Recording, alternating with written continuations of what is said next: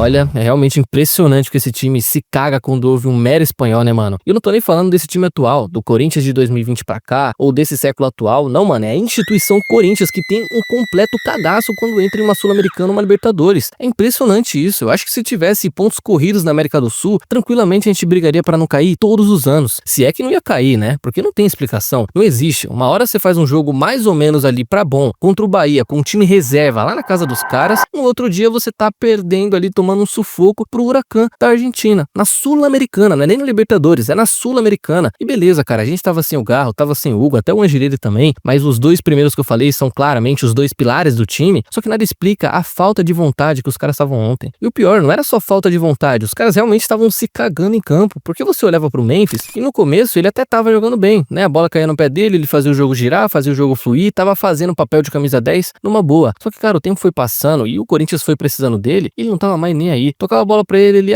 não deu pra pegar essa, pô, essa aqui também não deu, pô, Menzinho, tenta jogar no meu pé, entendeu? Eu não vou correr atrás da bola, sabe? Uma falta de vontade angustiante, cara, tava estressante de assistir aquilo. E o pior foi ele ter ficado em campo, cara, o jogo inteiro daquele jeito, mas não mudou absolutamente nada. E outra, ontem não tem nem a desculpa que o time dos caras era bom, que surpreendeu, que anularam o Corinthians de algum jeito. Não, cara, é um time comum, meramente comum, não tem nada de especial, nenhum corredor, nenhum super goleiro, nenhum super defensor, não tinha nada demais. Tranquilamente, se esse jogo fosse no Brasileiro, a gente amassaria os caras com um time reserva. Tava jogando em casa, mano, não tem desculpa. O Corinthians ontem perdeu pra ele mesmo, é simples, mano. Até 1-1, você vê, tava interessante o jogo. Tanto que na mesma hora que saiu o gol, naquele 1-0, irmão, na mesma hora o time reage, mano. Eles aproveitaram o clima da arena que tava hostil e foram pra cima, se entregaram, correndo, dominaram o jogo, mano. Tanto é que quando sai o primeiro gol do Ranieri, eu já tava pensando no segundo, ainda no primeiro tempo, porque os caras ali estavam passando essa percepção pra gente. Só que eu não sei, cara, eu não sei mesmo o que aconteceu, que do nada foi murchando, foi perdendo a vontade, o Huracan foi atacando também, foi começando a gostar do jogo, e aí numa bola completamente despretensiosa, num lance que não era pra acontecer nada, porque ela tava em posse do nosso zagueiro, no nosso campo de defesa, a nossa dupla, que parece que é formada pelo Deb e o Lloyd, resolveram entrar em ação, e aí já viu, né, deu no que deu. Pô, ali você já tinha certeza que não virava por nada, mano, esse é gol de time derrotado, gol de time que não consegue jogar uma competição continental, e pior que não contente, né, pra piorar, o Ramon ainda teve a brilhante ideia de me aparecer no intervalo com Thales e Giovani, emplacou 4 atacantes no completo desespero. Quando que isso funcionou? Em algum momento, né? Ele já fez isso várias vezes. E quando que isso funcionou? Nunca, né? Taticamente o time já tava uma bagunça, ninguém se entendia em campo, ninguém sabia onde jogar. E aí os que entraram também não colaboraram, né? O Thales não conseguia dominar uma bola, o Giovani não conseguia dar continuidade a nenhuma jogada. Inclusive pra ele eu até passo um pano, porque dava pra ver que ele tava genuinamente afim de resolver a parada, né? Tava com fome de jogo, mas não rolou, não deu certo. Agora os demais, pelo amor de Deus, nem tentaram, né, cara? E a gente tem que pensar também que um desses caras que estavam em campo ontem vão ser o substituto do Garro durante as próximas semanas. Pois é, cara, eu fiquei o jogo todo pedindo Coronado, falando como é que esse cara não entra, o Giovani tá entrando, o Coronado não, pra quando o cara entrar aos 80 minutos fazer o que faz. Chega a dar vergonha, mano. E o Yuri Alberto também é outro, né? Pode ter passado despercebido em campo, mas por mim não passou não, tá? Se o Corinthians não ganhou ou sequer empatou ontem, você pode colocar na conta dele também, porque o segundo gol que ele perde quando tava 1-1, pelo amor de Deus, cara, não tem condição. Parecia que eu tava vendo o Yuri Alberto de 2023 ou do começo de 2024. Que é isso, cara? Então assim, mano, tudo isso que a gente viu ontem, de ruim principalmente, eu tenho certeza que foi apenas por causa da competição, porque eu não duvido nada que a gente vai chegar em Itaquera no sábado contra o Vasco e vai amassar os caras com esse mesmo time, sem tirar nem pôr. Esse mesmo time vai pegar o Vasco e vai amassar. E o que esse Vasco deve hoje pro Huracan? Não deve nada. Agora, como é que eu, como um torcedor, vou acreditar numa classificação considerando que sempre acontece em Libertadores e Sul-Americana? Pô, em teoria, o grupo ainda é fácil, mas vocês acham que com esse futebol, com essa postura que a gente viu ontem, a gente pontua na Argentina, pontua na Colômbia contra o América? Então, cara, pelo jeito, vai-se no sufoco de novo, né? Não vamos ter vida fácil nem numa Sul-Americana da vida.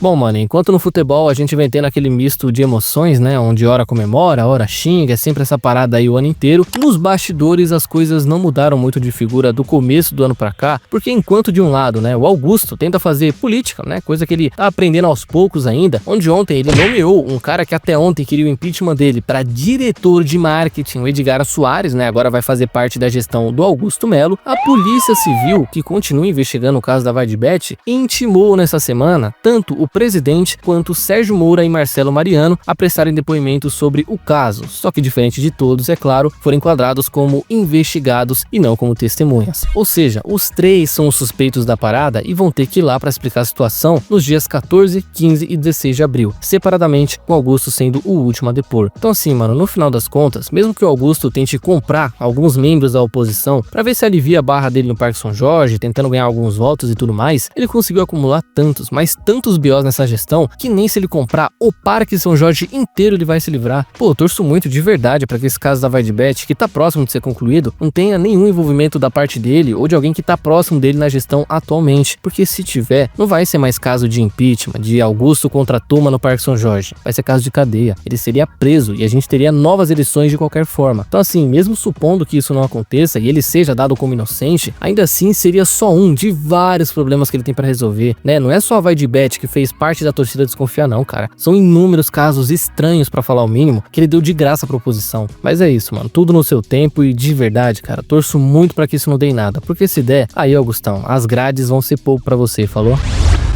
Bom, e apenas para complementar a informação sobre o Thales Magno que eu trouxe aqui nessa semana, né, falando que faltavam ali burocracias e pendências a se resolver com o New York City, fiel, finalmente já foram resolvidas e hoje ele assinou a renovação com o Corinthians por mais 6 meses de contrato, além do que ele já tinha que cumprir até o meio desse ano. Portanto, teremos o Thales até o final de 2025 e nesse processo a mesma coisa que eu falei, o Corinthians teve que pagar 5 milhões de reais parcelados em sei lá quantas vezes no cartão para poder alongar esse contrato, né, 800 mil dólares para eles, porém, né, 5 milhões de reais pra gente. Enfim, mano, sigo tendo a mesma opinião sobre isso, né, mesmo ele não tendo jogado nada ontem, um futebol de peladeiro do cacete, eu sigo acreditando que o Corinthians fez o certo nessa daí e manteve um dos caras que com certeza vai ser o nosso diferencial em muitos jogos esse ano, né, seja no time reserva ou entrando no segundo tempo. Só que, por outro lado, é bom a diretoria não se contentar só com isso, né, ah, renovamos aqui, tá bom não. Vocês vão renovar com o Giovani também? Vão? Ótimo. Não vão? Tem que contratar. Zagueiro, a mesma coisa. Lateral direito? Também. Então, espero que a diretoria não fique confortável só renovando o contrato e achando que isso vai resolver, porque esse time precisa de contratação, precisa de novos nomes, falou? É isso ou ficar sem competir, porque brigar nós vamos, né? Nas 3 ainda, só que ganhar é outra história.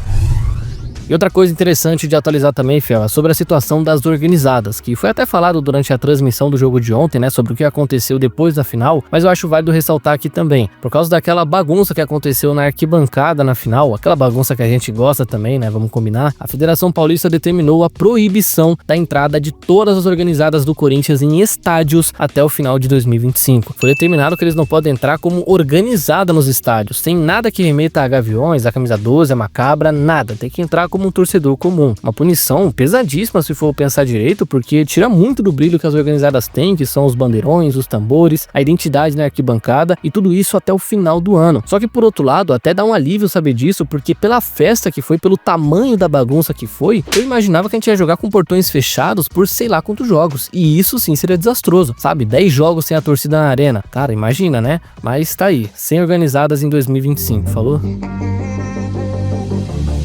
Então, fiel, é isso por hoje. E antes de vocês saírem do vídeo, não se esqueça de deixar a curtida e se inscrever no canal, que já vai estar me ajudando demais e vai contribuir para mais vídeos por aqui, certo? Espero vocês numa próxima, tamo junto e vai, Corinthians!